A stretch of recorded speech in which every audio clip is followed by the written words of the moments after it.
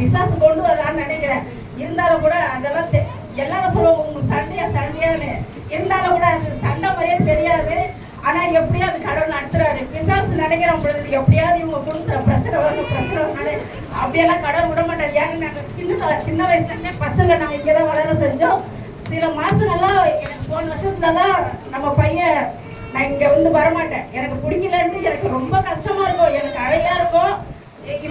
நான் அங்க போறேன், இந்த சபைக்கு போறேன், இந்த நீ போறதா போயிட்டே இருப்பா, நான் செத்தாவிட இந்த சபைக்கு வராது அப்படின்னு கூட நான் சொல்லியிருக்கிறேன். ஆனா கர்த்தர் அவங்ககிட்ட பேசியிருக்கிறாரு. இப்போ அந்த ஊழியத்தை நடத்துற அளவுக்கு ஆயிருக்கு. எனக்கு ரொம்ப சந்தோஷம். ஏன்னா ஒரு சின்ன வயசுல இருந்து தான் இருந்தாங்க. எல்லாரும் கேட்பாங்க, எங்க மச்சனே கேட்பாரு, உங்க பசங்க எப்பவுமே சபையில தான் இருக்கிறீங்க, அப்புறம் ஏன் இந்த மாதிரி உங்களுக்கு பிரச்சனை வருது?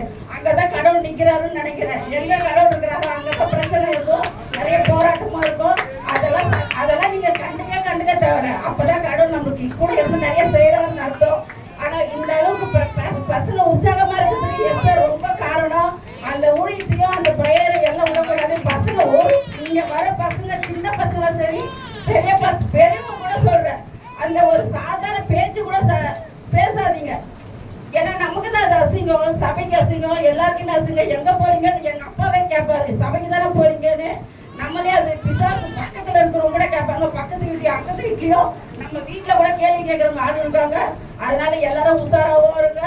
பேச்சிலையும் சரி, நடக்கையிலும் சரி, ஊழியத்திலயும் சரி, ஊழியத்துல கூட நல்லா பார்த்து பேசுங்க. பிசாசு இருக்குது. அதே மாதிரி நான் ஒரு சகோதரி கூட்டு வந்தேன், அவங்களுக்கு கூட விடுதலை ஆயிட்டாங்க.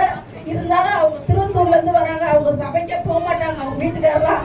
ஆனா ரொம்ப கஷ்டப்பட்டு வராங்க. எல்லாரும் ப்ரேயர் பண்ணுங்க, அவங்களுக்கு பூர்ண விடுதலை தரணும். ரொம்ப அழுகுறாங்க கண்ணீரோட ஒரு நாளும்.